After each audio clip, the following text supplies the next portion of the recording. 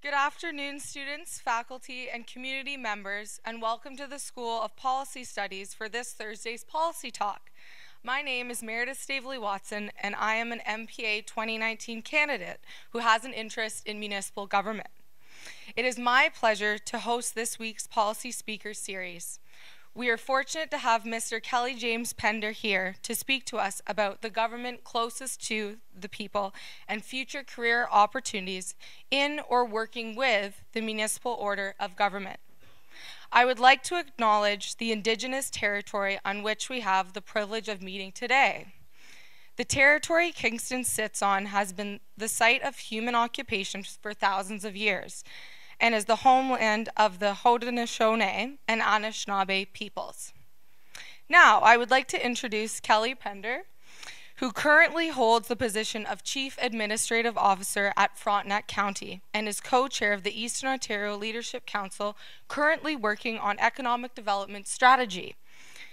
He also feeds his passion for continuous learning at St. Lawrence College, teaching organizational behavior, management of human resource, and industrial labor relations.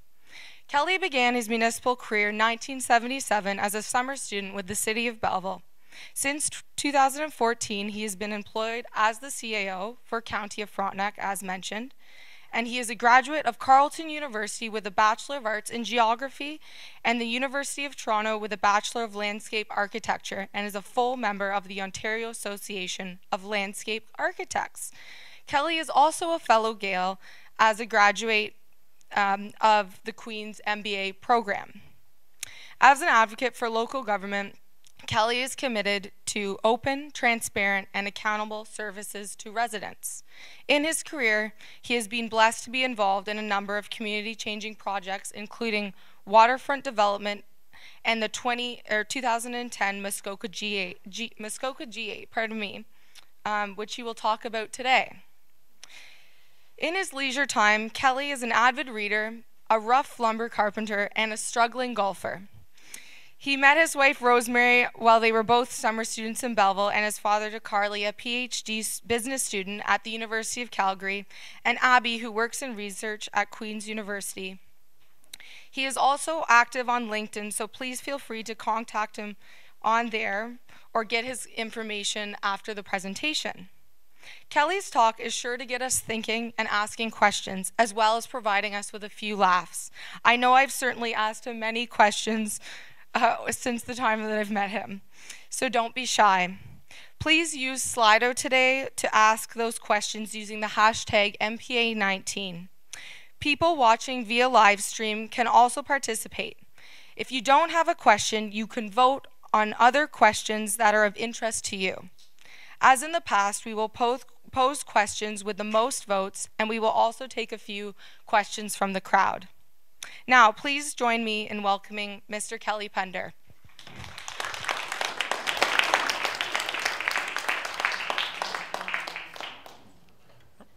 Thank you, Meredith. It's my pleasure to be here and back to Queen's after a few years away. As Meredith said, my daughter is a Queen's employee, works in research and animal research here at Queen's, and always a soft spot in my heart talking to Queen's.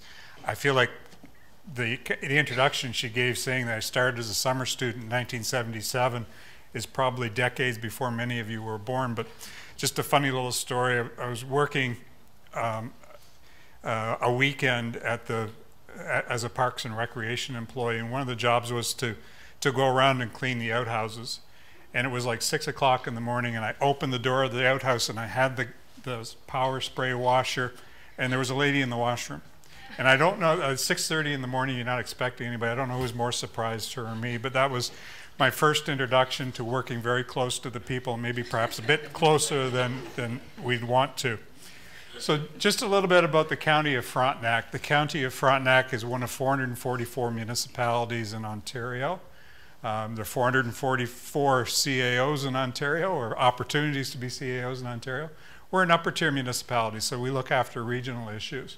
We're everywhere from Wolf Island. Everybody's been to the Wolf Island Grill? No, it's summertime. You got to go to the Wolf Island Grill. We have more than 400 employees, full and part-time employees working in paramedic services. If you've had to call a paramedic in the City of Kingston. Those are County of Frontenac employees. My only paramedic story is that if you look up in the Ottawa Journal, which is now a defunct newspaper from about October of 1978, there's a picture of me being loaded into an ambulance with the subtitle "After a Panda game." Some students were so drunk they had to be taken away. I haven't lived that down, and it took about 20 years for me to tell my mother that story. And I'm hoping you all have similar fun time stories, but not quite that serious. We also do long-term care, regional planning, and economic development on behalf of the citizens. So it's a big geographic area. If you started at Wolf Island and you went all the way to the top end of North Frontenac, you're about 2 hours, including a very nice ferry ride. So it's a big geographic area. We cover a lot of different services and provide services to our citizens. So just a little bit of context in terms of municipalities in Ontario. As I said, there's 444 municipalities. They vary everything from 2 employees to thousands of employees at the City of Ottawa, the City of Toronto, about 1,400 employees at the City of Kingston. Everything from the village of Westport, which is a small little shopping community between here and Perth, a beautiful little town on the Rideau system. And there's different types of municipalities. So there's upper tier municipalities, which is what the County of Frontenac is, lower tier municipalities, such as the City of Belleville, regions and districts. And the province is currently reviewing how regions and districts operate, and I expect that sometime in the next couple of years they're going to be looking also at how counties and lower tier municipalities operate. So we like to say we're the government closest to the people. We marry and we bury, and just about everything in between. So from the water in your coffee in the morning to the roads you drive on to get to work, the rinks that you play in, and recreation programs, daycares, housing, a growing role in healthcare. Municipalities are now involved in funding healthcare. The County of Frontenac contributes to the KGH healthcare complex in a capital side. We participate in housing and homelessness issues, a number of different healthcare related subjects. Paramedics for our sick, long-term care for our aged, and at the end of the day, cemeteries. So it's truly the government that you wake up to and the government that you'll die with. It's the federal government touches you in a lot of different ways, but oftentimes, through defense policy or climate change policy, so very broad policy aspects, whereas municipalities, we're right there and right in front of you every day. So just a quick overview of the agenda. 3 quick stories to give you a sense of what a municipal career might look like, what the future of municipal work looks like in Ontario, and some final points to ponder. And always remember that free advice is worth exactly what you pay for it, so take my advice with a bit of grain of salt. So Meredith already said I started in 1977. The summer before that, I worked at the Dairy Queen in Belleville, and I'd worked there all through high school, and I got this job with the City of Belleville. I did not know anything about the City of Belleville, and I often say that I didn't choose municipalities, municipal work as a career, it chose me. I literally walked in, and the first day, my boss handed me a calculator and said, "Congratulations, I assume you know how to use a calculator." It looked very much like this. It was a great big beast. "And we're going to a budget meeting." And I said, "Sure, I know how to operate a calculator." I lied. And off we went to a budget meeting, and that was the first of 40-some budget meetings or seasons that I've been through. So literally from the first day I started, I was captivated with what a municipality does and the process, the interaction with council, and the part that really gets me is the interaction with the citizens.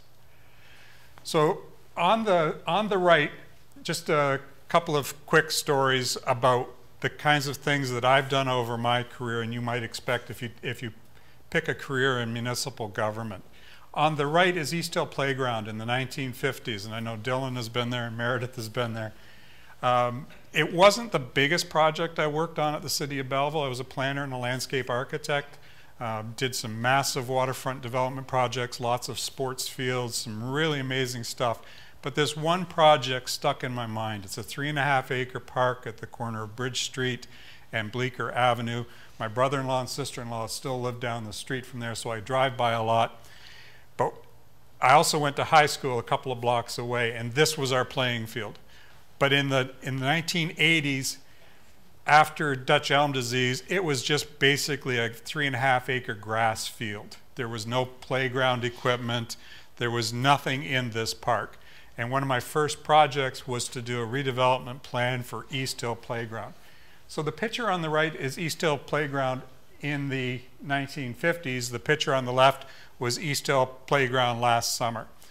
So there were two main objectives from a park planning and planning perspective that we took to the community in a series of public meetings. One was that we wanted to restore the tree canopy. This was a majestic park in Belleville, and if you've been through Belleville, Bridge Street and Victoria Avenue, some very majestic homes, tree-lined streets, we wanted to restore that tree canopy. The other thing was, this was a changing time, and we wanted to put playground equipment in it, but we wanted the playground equipment to be accessible. And today we think that's fairly standard. Yeah, of course the playground equipment is accessible. And it turned out, although there was lots of support, those two issues, replanting the trees because people thought that there'd be bad guys hiding behind the trees, and putting in accessible playground equipment because it would take away from the play enjoyment of in the day, normal kids. And to me, both those things were fundamental, that if we were going to redo this park, it had to be, we had to restore the tree canopy, and the playground equipment had to be accessible. And it was at a time when accessible playground equipment was just becoming available, so it was fairly new. So those two issues, a number of public meetings, there were probably a handful of people that were very worked up about those two issues. They made presentations to council, they wrote letters to the editor, they were extremely vocal about the issue. And of course, councils being councils were receptive to that. They weren't listening to the hundreds of people who were interested in having this playground restored. They were more concerned with the people that were talking about those two issues. What turned it around was a letter to the editor from a lady by the name of Cynthia B. Stoneham. And it was a lovely letter written to the editor of the Belleville Intelligencer that laid out in magnificent detail why those two issues were important to the community. And after that, council quieted down and everything went well. The park was built, and there was no controversy after that.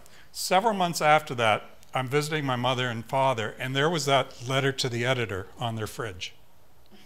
And I thought, well, that's nice. You know, Mom cut that up. And Mom goes, you know I wrote that, eh?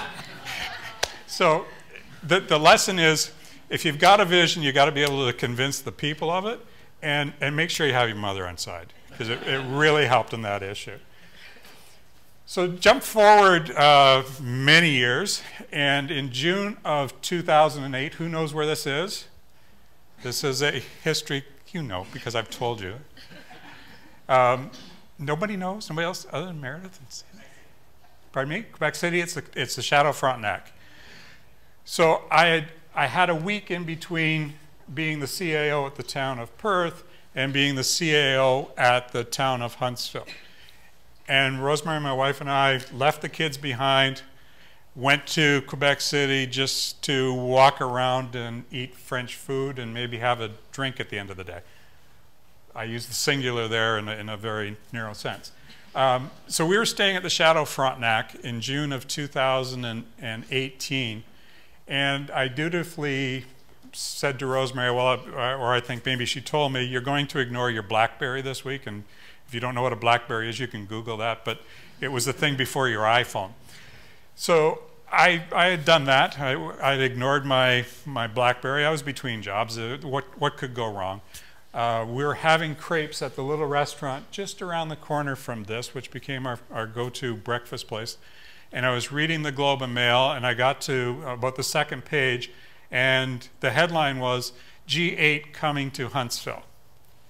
So they'd made the announcement the day before that 2 years from that date, they were going to have the summit of G8 leaders in the town of Huntsville, and I was about to become the CAO of the town of Huntsville. And I go, well, dear, we've got options. This is either going to be the best time of our lives or a complete train wreck. It turned out to be, in hindsight, one of the best times of my life, but extremely stressful. We were meeting with delegations from Russia. We were meeting with Japanese media. We were touring around RCMP. We lived on the edge of town, and in our backyard in the forest there would be Army people walking by. I mean, it was unbelievable. And we also had about $40 million to spend. You've all heard, I'm sure, the Tony Clement stories, and Mr. Clement obviously has had some other issues these days, but Mr. Clement was our member of Parliament, and he worked tirelessly to make sure that there were some things left behind after the G8 for the citizens. One of the things that we discovered was that G8s prior to the Muskoka Summit of 2010, that they were largely tear down. They'd throw all kinds of money into a community, the leaders would leave, and everything would get torn away. Our presentation to the federal government was that we want to make sure that there is something left behind for this community. So that $40 million, we built a magnificent new arena, a campus for the University of Waterloo School of Environmental Studies, a number of road projects, some beautification in the downtown core, all because we decided that our presentation was going to be, we want to have a legacy for the community. We don't want to just say that it was here and there was nothing left behind. So out of that came a number of different things, and just a funny little aside, the 2 years leading up to it was very stressful and a lot of work. In the time after, it became a political football, and we underwent about 4 or 5 different audits from the federal auditor. And they would come in and they would spend a couple of days and they'd go through it all. At the end of the day, the only expense that they didn't allow was cookies for the firefighters who were inside the perimeter who couldn't leave. We were allowed to buy them a turkey sandwich for lunch, but we couldn't have cookies. And when I asked the auditor, so give me some reason why we can't buy chocolate chip cookies. And I'm a chocolate chip cookie guy. This is pretty serious stuff. And her answer was to point to the funding agreement to say, here's where it says reasonable. And reasonable is, in my opinion, not in yours. I think chocolate chip cookies are reasonable, and I'm really big on oatmeal raisin if there's some in the back. So flash forward again 2 years. This is June 2010, and this is me sitting in Stephen Harper's chair in the G8 Summit room about 2 days before the summit was about to open. You can tell that I was seriously pondering some significant issues at the time. A few days later, this guy shows up, and he was also there, but it's primarily about me. So as part of the G8 Summit, I didn't get to see any of the dignitaries. Our mayor got to meet all of them. They did a magnificent Tom Thompson painting that each one of the leaders participated in. You can look it up on YouTube. All of the leaders did a little bit of painting on a Tom Thompson painting that now hangs in the arena that we built. I did get to meet Michaëlle Jean, and it was one of her last presentations as Governor General. She was presenting to the G8 Youth Summit, which was a parallel event to the larger event. And my daughter, who was in journalism at the time, covered the event and was the primary photographer. So as part of the event, the actual easiest part were the days of the event, because all the planning was done. We didn't really have any significant issues. There weren't a large number of protesters. Oxfam was there to protest on a couple of issues. But really, we got off light because most of the action ended up happening at the G20 in Toronto. And the interesting part of the G20, it was supposed to be the G8 and the G20 combined. And about 9 months before the G8 in June of 2010, they decided to move the G20 to the City of Toronto. And one of the reasons why they pick remote locations for these summits is so that they can secure the area. And of course, the G20, they couldn't secure all of Toronto. We know the amount of protests that happened and all of the events that surrounded the G20. None of that happened in Huntsville, and we were grateful for that. That was probably our greatest fear. And I got to say, from the perspective of the Chief Administrative Officer from the town of Huntsville, the federal government, the cooperation we received from the RCMP and the OPP, they were there for the entire 2 years. They were really amazing at briefing the community on what to expect. You'll see tanks in the streets. You'll see jets in the air. You'll see Black Hawk helicopters. These are the things you'll see, but they ended just about everyone with saying, this will be the safest place on the face of the earth. The 8 world leaders are going to be here. And it was the last summit with Russia, so we're back to the G7. So lots of things happened. It was an amazing time. A lot of extra work on top of my day job as being Chief Administrative Officer. But as I look back on it, it was quite the amazing experience. So that's just a little bit about the kinds of things you can experience. So from the mundane, getting involved with citizens group, talking about things like trees and accessible playgrounds, to being on the world stage. And until this year, when they had the G8 summit in Quebec City, and I was actually in Quebec City the day before the G8 summit or G7 summit this year, I could safely say I was the only CAO in Canada who had administered a G8 summit. So I've lost that honor, but I'm sharing it. So together with a number of different organizations, and the reason why I'm here today is to talk to you about the opportunities in municipal government and to start you thinking about career opportunities that aren't the federal government or aren't the provincial government or aren't in a government relations role, because the future of municipal governments rests with students your age, and our future is in your hands. So together with, and I belong to a number of these organizations, the two I'll pick out, the top left is the Ontario Municipal Administrators Association, and the top right is the Association of Municipal Clerks and Treasurers of Ontario.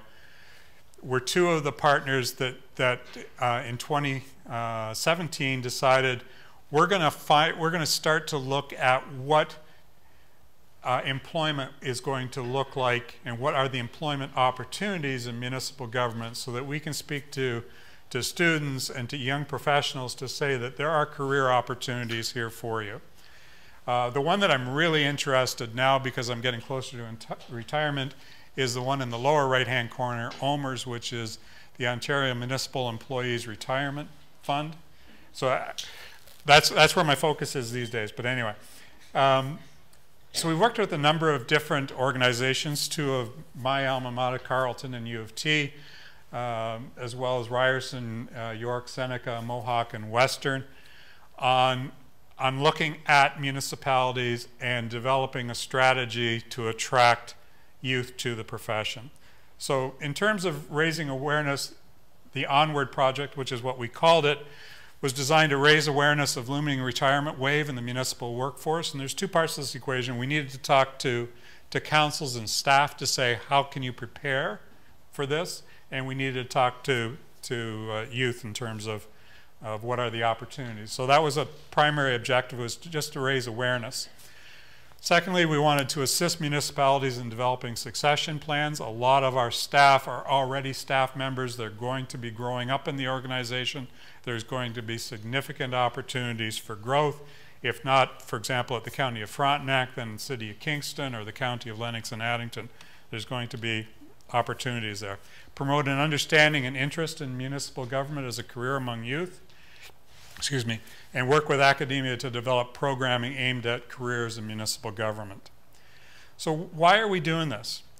So by 2021, more than 118,000 current OMERS members are eligible to retire. So that's just Ontario. So in 2 short years, there's almost 120,000 municipal employees who are eligible to retire. That doesn't mean they all will retire, but it's about 40% of the total number of employees. About 78,000 of those OMERS employees, because we also deal in other sectors in our pension plan, are directly in the municipal sector, and our municipal employees. Represents 44% of all local government employees. So of the 180,000 local government employees, 78,000 are going to be retiring in the next couple of years.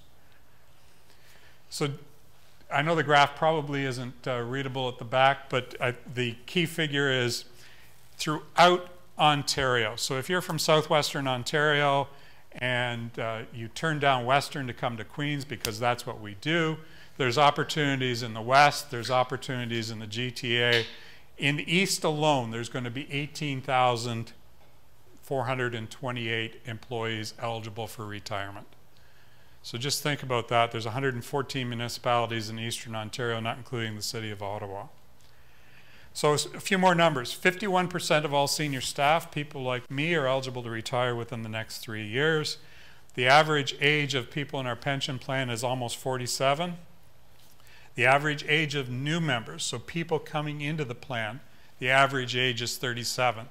That means we're a transition organization. People are coming to us from the private sector, from the federal government, from provincial government, and coming to municipalities.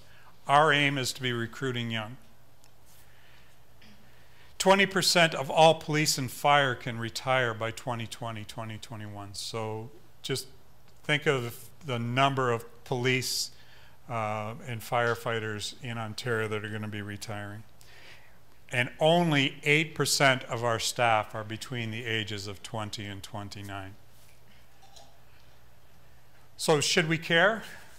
Absolutely. Here's what just to give you a high-level sense of what municipalities are. We were a $43 billion industry in Ontario in 2019. In 2020, we're going to be a $45 billion industry. We spend a lot of money on a lot of different services. 26 different services provided by municipalities, everything from ambulances to zoos. The City of Peterborough Zoo, if you haven't been there, is wonderful. When we used to live close there and our kids were young, the Peterborough Zoo was free and it was one of our favorite stops. And they had a camel with no humps whose name was Humphrey.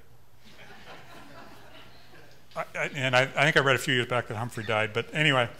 So everything from airports and ambulances to zoos, and 60% of all infrastructure assets in Ontario are owned by municipalities. Only 10% by the feds and only 22% by municipalities, or by the province. So if you're driving on a road, if you're looking at a recreation center, those are municipal assets. 60% of all infrastructure, 68% of all infrastructure in Ontario is owned by a municipality. So some of the challenges, we know we have challenges, and like I said, this is a two-sided discussion. We regularly talk to municipal organizations, to individual councils, to regional groups about what are the challenges that municipalities need to address in order to attract good talent. So number one, we talked about a lack of awareness of the career opportunities. We talked to them about the lack of entry-level jobs. We don't do a good job of attracting youth. You look at municipal job ads, and we'll talk about that in a bit, and a lot of them say, well, minimum 3 to 5 years of experience. Well, those people don't exist.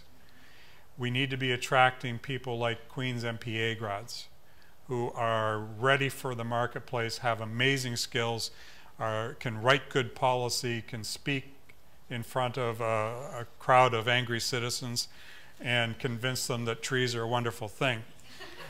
Don't forget the mother part. Lack of internship programs. Now that's changing slowly. Stormont, Dundas, and Glengarry to the east of us has an internship program. The Association of Municipalities has an internship program. The County of Hastings has an internship program. So there's a lot of opportunities for internship programs, but we need to be doing a better job. So I said that oftentimes we require experience. We're looking for the perfect candidate. That's going to get harder and harder to achieve in the years to come as all those people retire. Often looking for 3 to 5 years. And we don't have enough focus on creating employer of choice conditions. So for example, at the County of Frontenac, we've worked through flex scheduling. So your longer days for 9 days, you get the 10th day off. And probably 50% of our administrative staff take advantage of flex days. We're also working on a work from home policy. The things that can really make a difference. And we fully recognize that the M.P.A. graduate of today has far different work expectations than I did. And that work-life balance is important to this generation. So we need to be more cognizant of that and do a better job of being employers of choice. So Carleton University, along with the rest of the group, did a study on what does the municipal environment look in 2030. So conducted by Professor Christopher Warswick of Carleton University, it outlined a number of different things talking about the role and the changing age structure, the demographics, the comfort levels, how things are going to change over the next few years. So what does the future look like? So just like a couple of examples, and I'll use autonomous vehicles just to bring my planning brain back into focus here, because it's one of the issues that planners have been talking about for the last 5 years.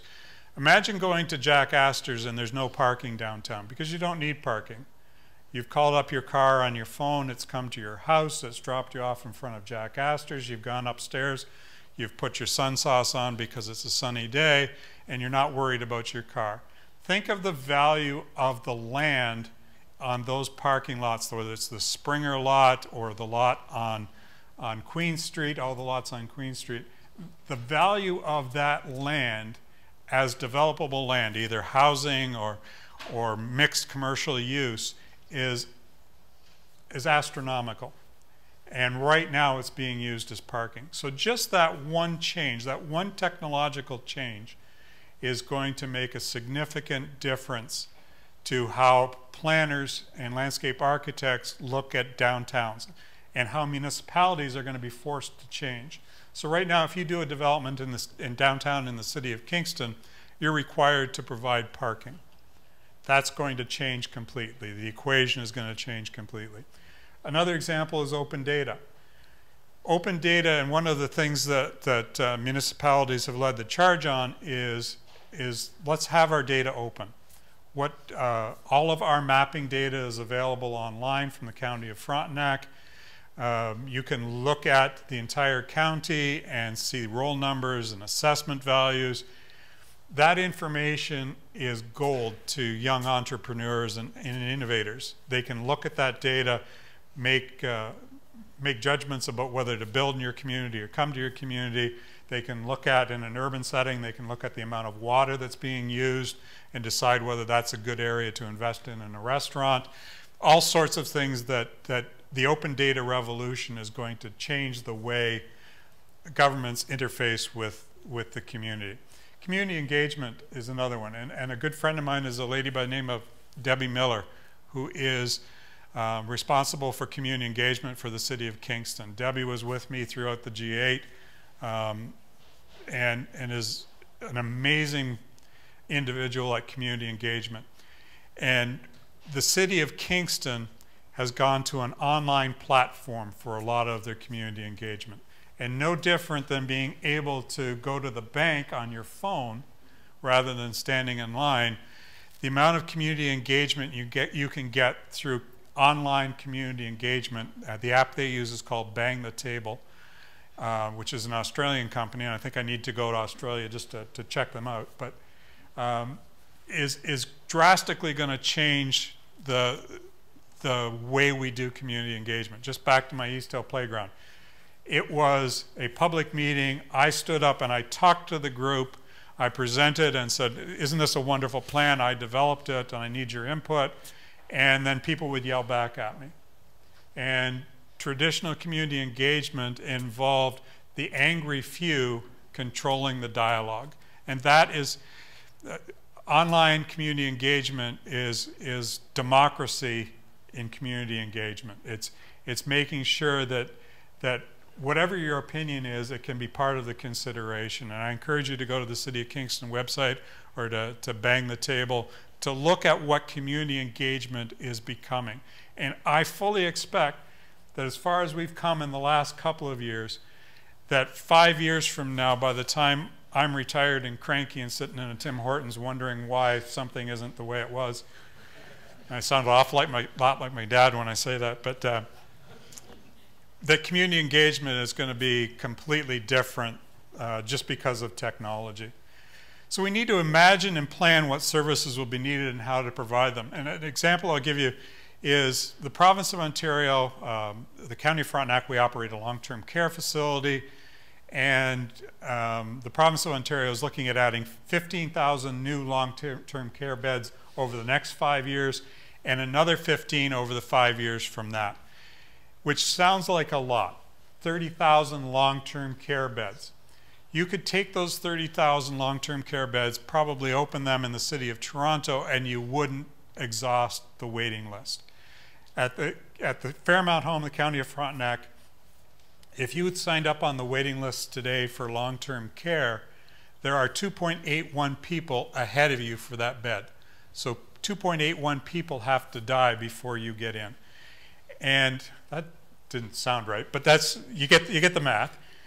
But even 5 years ago, the average length of stay was 5 years. Now the average length of stay in long-term care is 2 years. And why is that?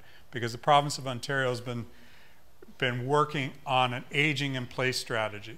So when they used to come to the front door of Fairmount Home or Rideau Crest or any of the long-term care facilities, you know, we were talking about bingo, we were talking about recreation programming. Today, almost 90% of our residents have some sort of cognitive impairment. We are doing things treatment-wise, such as renal dialysis, feeding tubes, that even 5 years ago were unheard of. The bariatric wave, the obesity wave, is changing long-term care as well. People are heavier.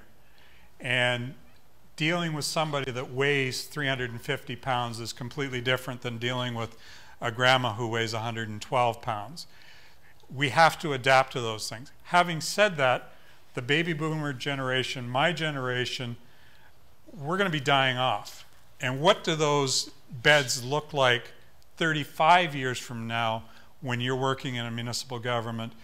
Similar to schools today, the school in Parham or the school on Wolf Island that used to be full is now operating at 15% capacity or 25% capacity.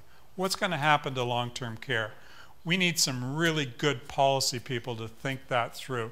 One of the ideas that the long-term care specialists are coming to is a community of care kind of model, so that it's not just the long-term care facility. There's integrated doctors and physiotherapists and community groups. For example, there might be one of the most popular programs at Fairmount is when we bring the kids in from Glen Burnie School and the kids interact with the seniors. The kids love it, the seniors love it. It's a real great engagement.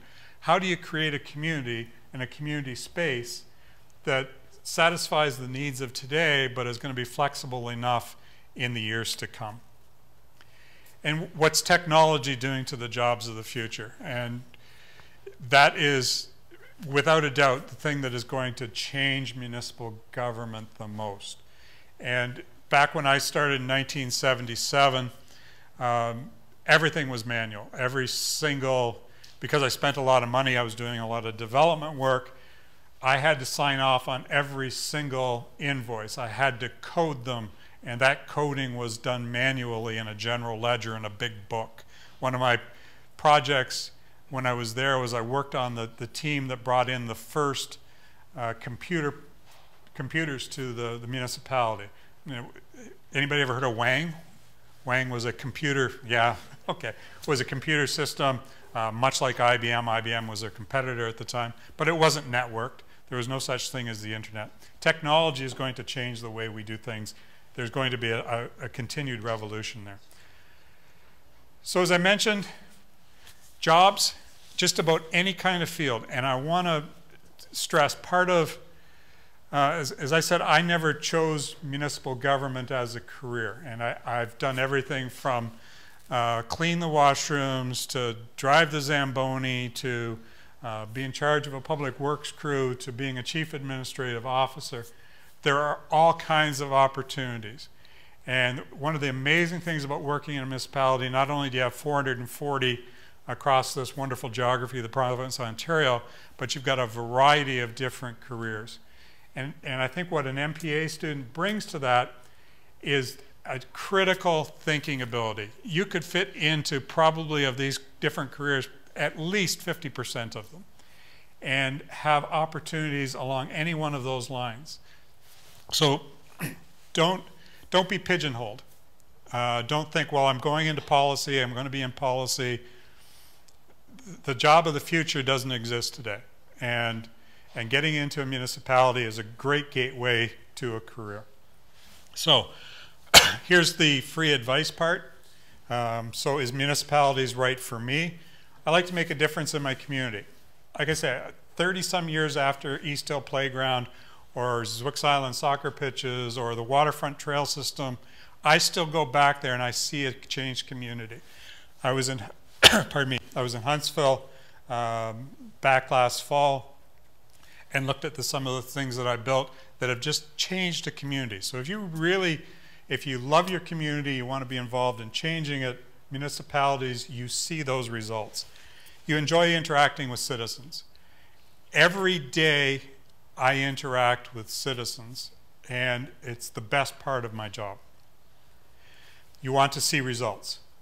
You do things, things happen. You may work for the federal government, you might be in policy and climate change policy, or working at the province in Aboriginal affairs and be negotiating treaties that take 5, 10, 15 years. The Algonquin Treaty negotiations have been ongoing for more than a decade. The Williams Treaty negotiations have been ongoing in different shapes, manners, and form for decades. The Caledonia dispute, we were meeting with the provincial negotiator who was on the Caledonia file last week, and he worked on that for decades. If that's what you're interested in, those kinds of jobs exist at the federal and provincial government. Don't generally exist at the municipal world. You like a faster pace with less bureaucracy. When I worked a couple of winters for the Ministry of Natural Resources, everything I wrote had to be approved by my supervisor. Everything I did, my supervisor would look at and his boss would look at. I wasn't allowed to interact with the public because that wasn't my job. That's not how municipalities work. There's still a bureaucracy. You're still dealing with, in my case, 8 councillors, 4 mayors, 4 deputy mayors from across the region. There's still a bureaucracy. Things still, we're not a startup company, but there's far less bureaucracy at a municipality than there is at the federal and provincial government. If you want a wide range of career and growth options, municipalities are a good place to look. Why might you not want a career in municipalities? You prefer to work on broad national or international issues?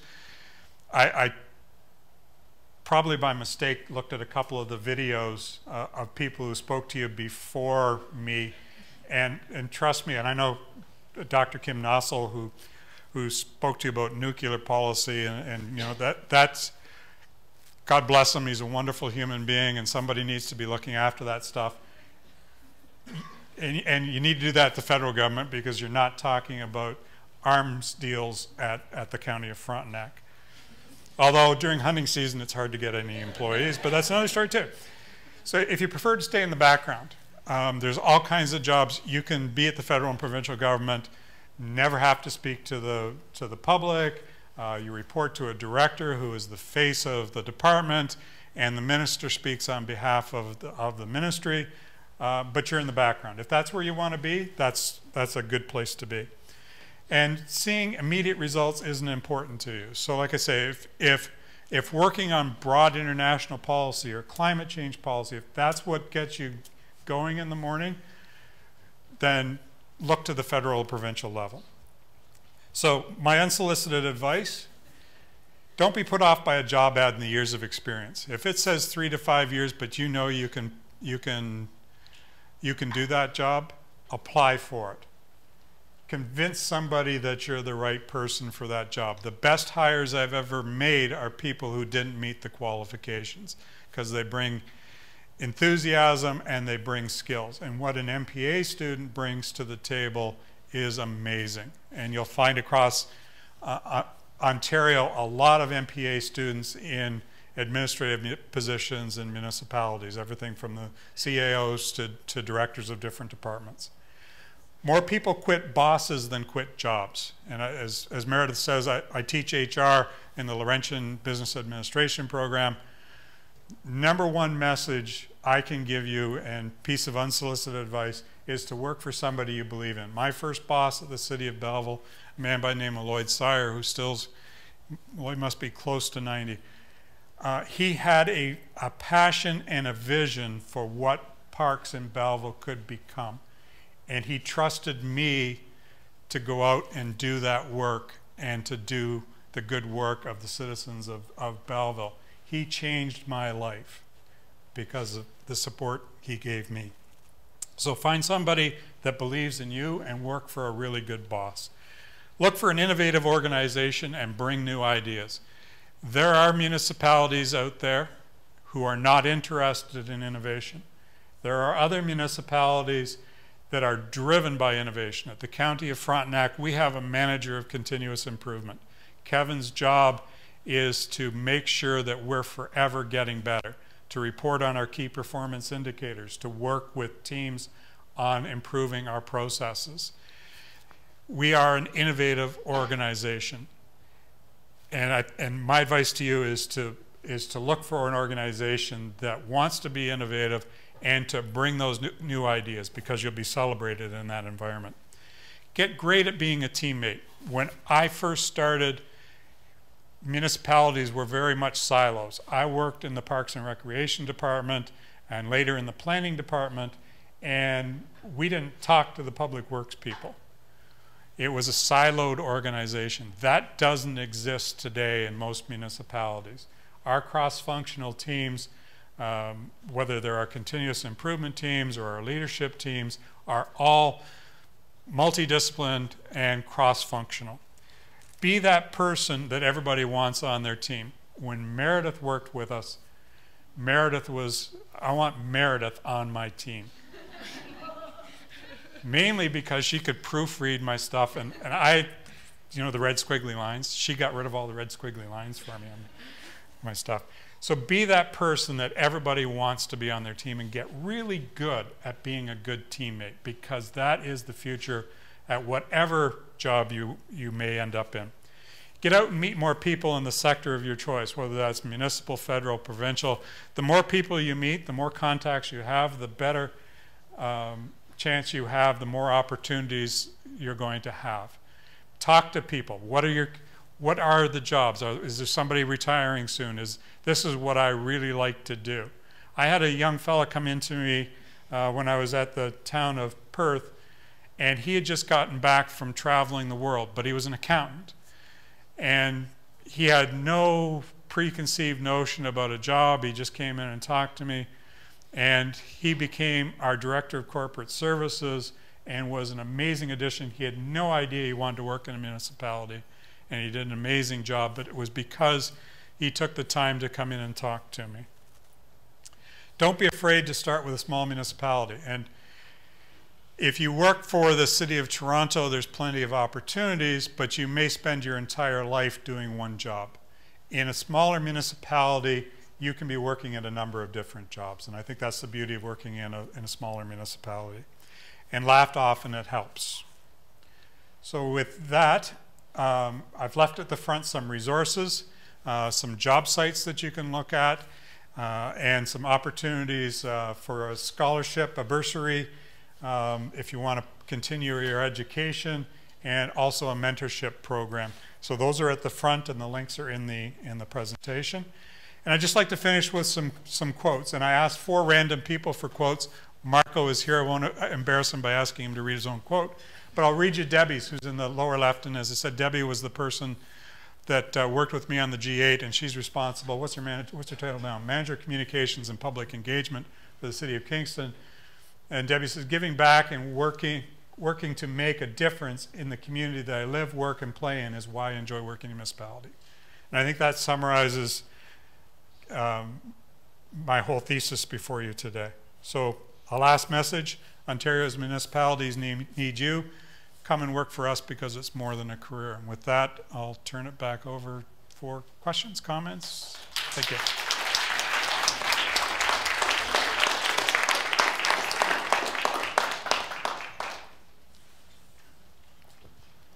Okay, so it's working again. So, thank you very much, Kelly. That was great, and as promised, lots of good jokes.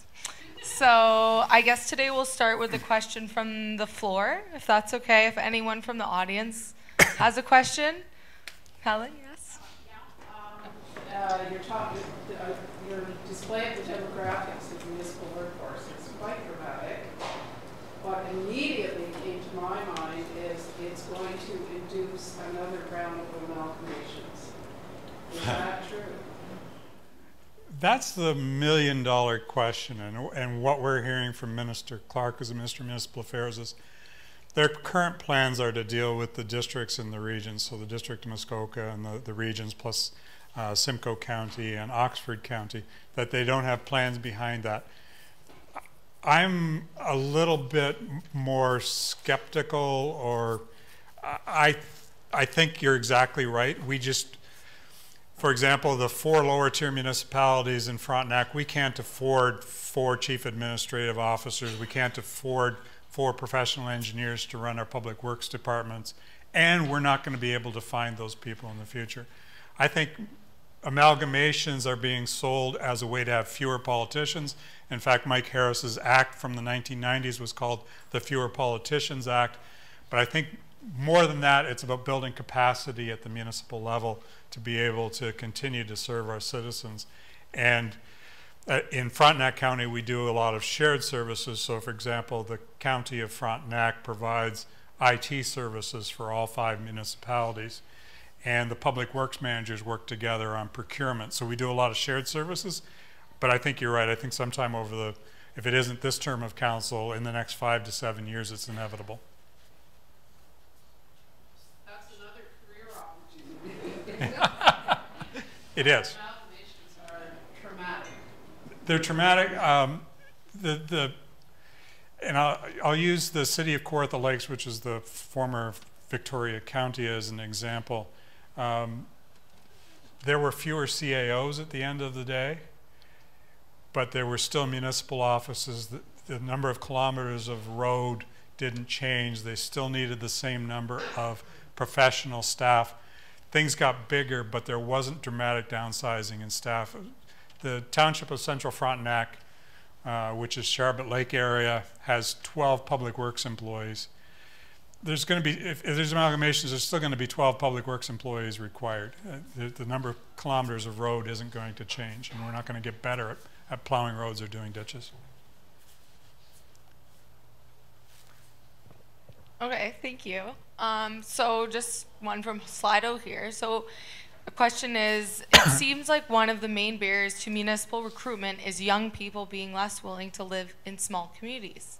Do you have any thoughts of this issue? I do, and I think when I was in Muskoka, we worked with an animation company, and all of their offices were in major urban centers.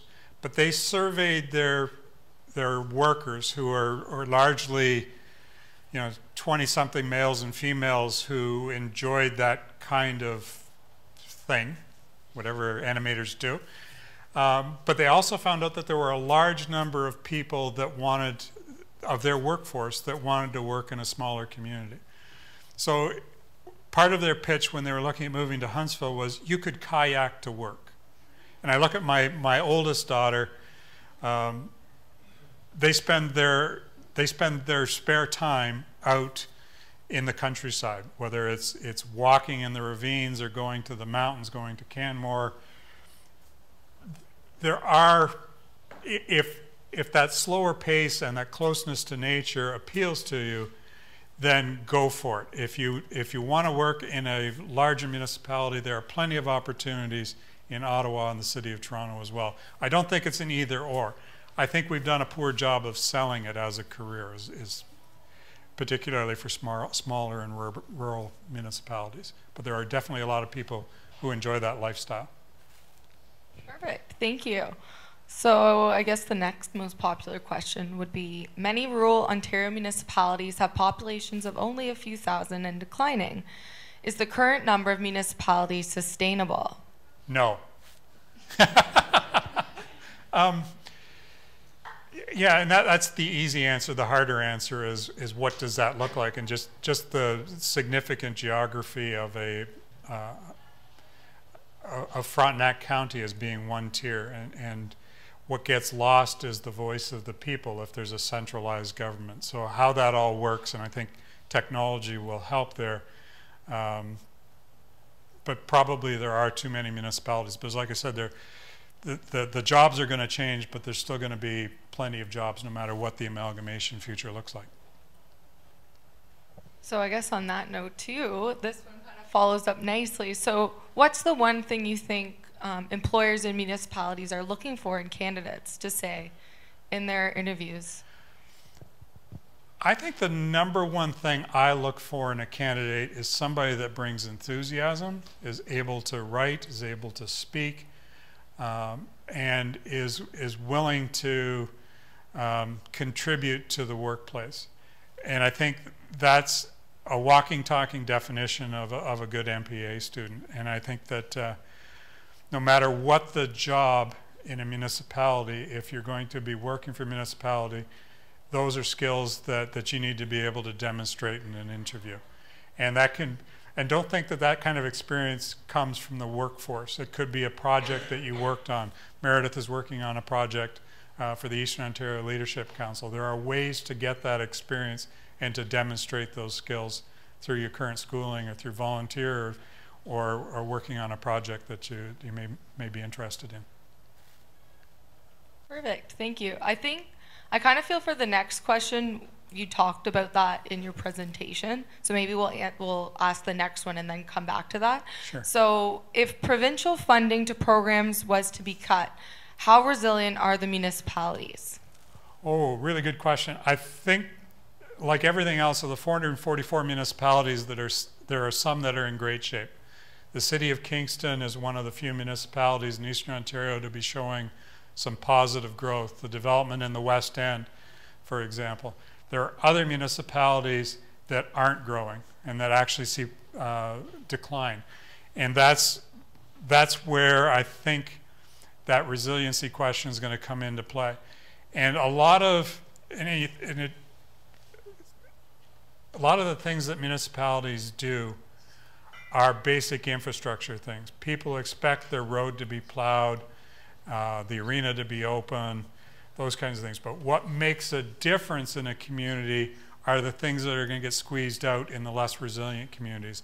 Those really high quality of life things like enhanced senior programs or transportation programs, rural transportation programs, are the things that are going to get squeezed out. And I think that's what's going to make the biggest difference in those communities that are spending a large percentage of their money on strictly infrastructure things, and the quality of life things are going to be forsaken.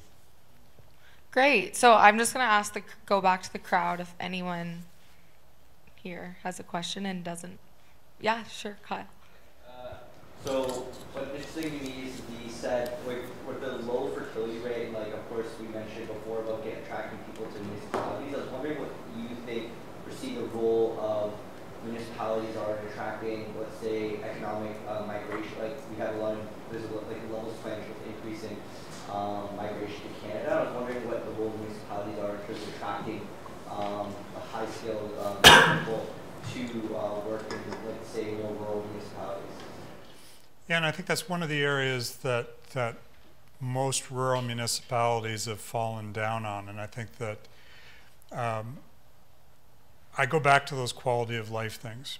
People move to Canada for quality of life, and if there isn't a quality of life in a community, then you're going to have a hard time attracting anybody to come to your community, let alone immigrants. But I think there needs to be a mind shift in terms of why do we do community building projects? Why does the County of Frontenac, why are we building the K&P trail so that people can get on the trail here at the Kingston waterfront and ride their bike to Charlotte Lake and have lunch? To me, it would take 3 days, but maybe you can make it in a day. Why do we do those things? Because that's a quality of life thing, and that's what municipalities can do to attract people to their community. Thanks very much, Kelly. Oh, thank you. Here's a nice gift. Thank you, For Meredith. you. Thank you. Thank you. Thanks, everyone. Thank you, everyone. Much appreciated.